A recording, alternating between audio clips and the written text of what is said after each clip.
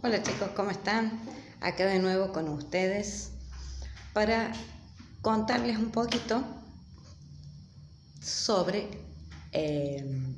dos civilizaciones de la antigüedad que comenzaron siendo estados antiguos, como lo hemos visto en el tema anterior, con las características de estados teocráticos, estados estratificados y tributarios, y son precisamente la Mesopotamia asiática y Egipto.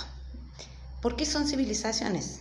Porque son estados que fueron conformándose de a poco, fueron haciéndose poderosos económicamente y militarmente y territorialmente de a poco hasta constituirse en imperios, como conocemos el imperio egipcio. Ustedes lo habrán escuchado nombrar, ¿verdad? ¿Por qué también son civilizaciones? ¿Qué diferencia hay entre un estado y una civilización? Una civilización es un concepto mucho más amplio que un estado, porque precisamente las civilizaciones han trascendido la historia de la humanidad. Las civilizaciones nos han dejado cosas muy importantes de las cuales la humanidad después ha aprendido y ha tomado como ejemplo, y aún hoy se sigue hablando de ellos. Ustedes aún hoy, a 3000 años de existencia, siguen escuchando historias de los egipcios, ¿verdad? Y algunas cosas también de la Mesopotamia. ¿Por qué citamos la Mesopotamia asiática? Porque la Mesopotamia asiática precisamente fue la cuna de la humanidad. Fue esta civilización que se desarrolló entre dos ríos, por eso se le llama Mesopotamia, y que se caracterizó por ser una zona muy rica en el medio de un desierto, en lo que conformaría las cercanías al desierto de Arabia, que pese a eso, pese a ser una zona muy inhóspita, muy improductiva y poco habitada por la humanidad, tiene como característica esta especie de oasis que constituyeron los ríos Tigris y Éufrates, que es donde se desarrolló lo que nosotros conocemos como la cuna de la humanidad, porque fueron, si se quieren, las primeras ciudades organizadas de la humanidad. ¿De qué vivían básicamente? Y obviamente, por estar entre dos ríos, lo que más desarrollaron, la actividad económica que desarrollaron por excelencia, fueron la agricultura y la ganadería. Básicamente la agricultura. Esta agricultura generaba muchísimos excedentes, muchos sobrantes de alimentos que eran administrados por el Estado, es decir, por los jefes, por los reyes, por los príncipes, por los sacerdotes, en los ámbitos de poder que eran obviamente los templos y los palacios donde residían los reyes y los templos donde residían los sacerdotes y donde se guardaba precisamente el excedente, que recuerden que siempre se distribuía, se guardaba para épocas de escasez o se intercambiaba, ¿sí? Y de estas tareas, precisamente como también la del reparto del trabajo, se encargaban los jefes, se encargaban los reyes, se encargaban los sacerdotes. Esto quiere decir que eran los dos centros de poder más importantes que existían en estos estados y por ende los reyes, los príncipes, eran considerados dioses. Todo esto obviamente avalado y apoyado por la clase sacerdotal, que era la que legitimaba en cierta manera el poder de estos reyes dioses, ¿sí? Bien, eran sociedades obviamente sumamente estratificadas. Estos estados son estados tributarios porque se sostienen de los tributos que aporta toda la sociedad trabajadora. Recuerden, la sociedad no privilegiada, la que tiene que trabajar y la que tiene que tributar, como los campesinos, los comerciantes, los artesanos, que sostienen precisamente a la clase privilegiada integrada por los reyes, los funcionarios, los príncipes y los sacerdotes. Esto es básicamente en la Mesopotamia. Egipto no es muy diferente a las características que he citado de la Mesopotamia asiática, porque precisamente la civilización egipcia se va a desarrollar a orillas del río Nilo, Recuerden que el río Nilo es el río más largo del mundo. Está en el continente africano, atraviesa el desierto del Sahara, de norte a sur, de sur a norte, desemboca en el mar Mediterráneo y precisamente hay una franja del río Nilo que fue muy bien aprovechada por los egipcios para la agricultura, y es por eso que a partir de ahí nace una de las civilizaciones más prósperas y más importantes de la humanidad, que llegó a constituir un imperio que posteriormente fue invadido en reiteradas veces por los persas, por los romanos, por ser precisamente un imperio muy rico.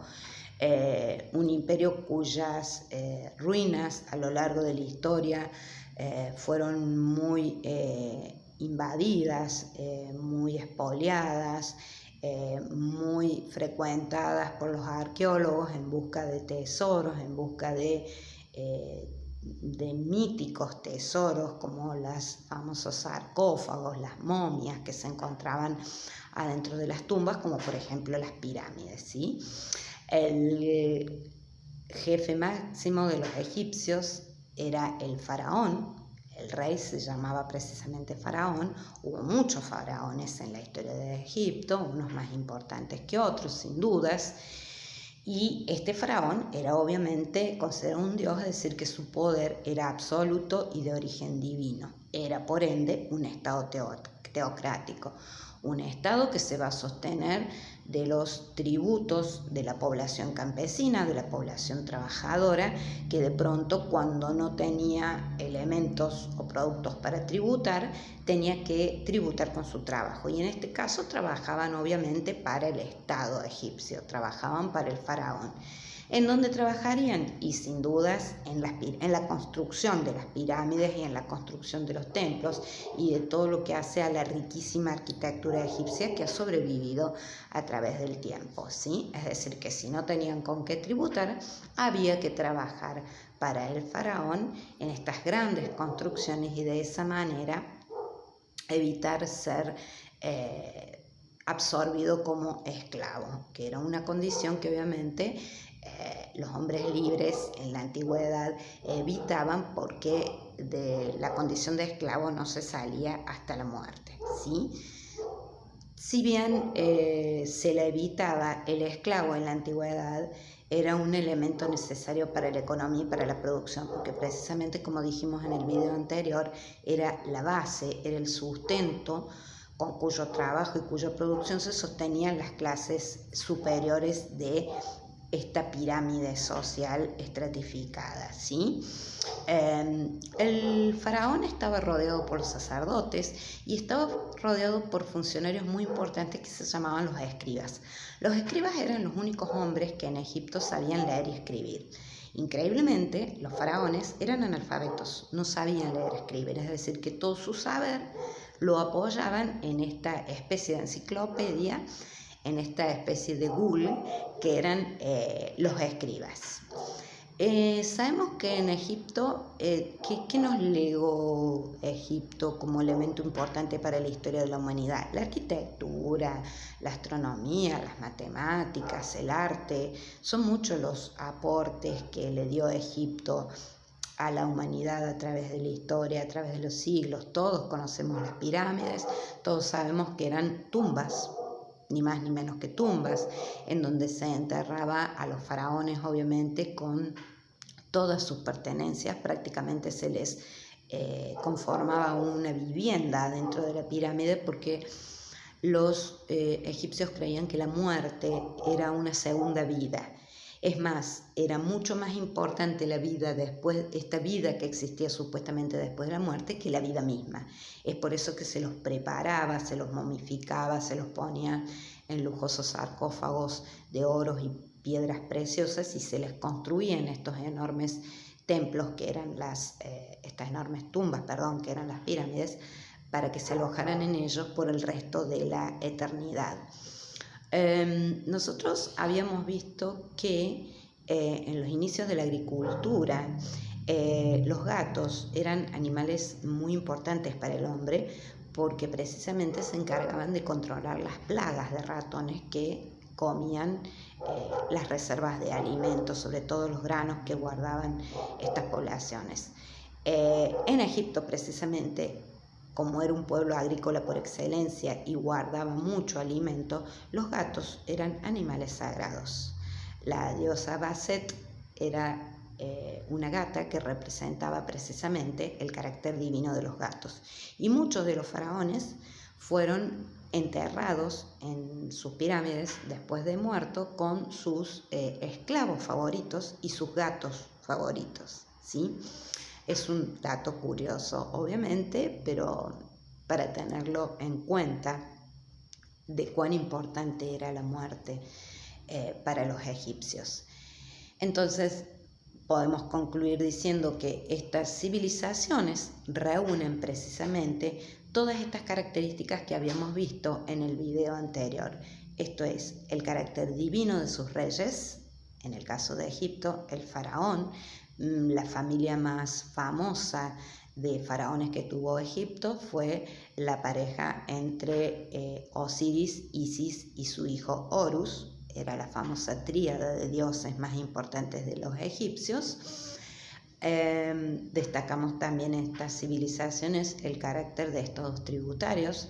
Siempre han sido sostenidas a partir de los tributos de la población y del destino que las autoridades, los reyes, le daban a estos tributos, obviamente para el sostenimiento de las clases privilegiadas y para el bien y el progreso de la población, porque también los ejércitos que conformaban para conquistar nuevos territorios estaban amparados, estaban financiados precisamente por los tributos que pagaba la población, ¿sí?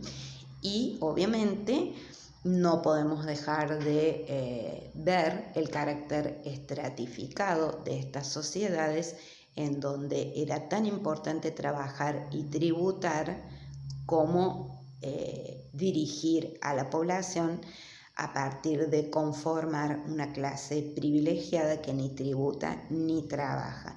Pero recordemos, la esclavitud, chicos, no es una desgracia para las poblaciones de la antigüedad. Se evitaba ser esclavo, obviamente, porque era una condición muy, en muchos casos, inhumana, ¿sí? Pero era una herramienta de trabajo que hizo grande a estos imperios, empezando por Egipto, siguiendo por Grecia y terminando por el Imperio Romano, que vamos a ver más adelante. Bueno, espero que se encuentren bien, que la pasen lindo, los quiero mucho, un beso.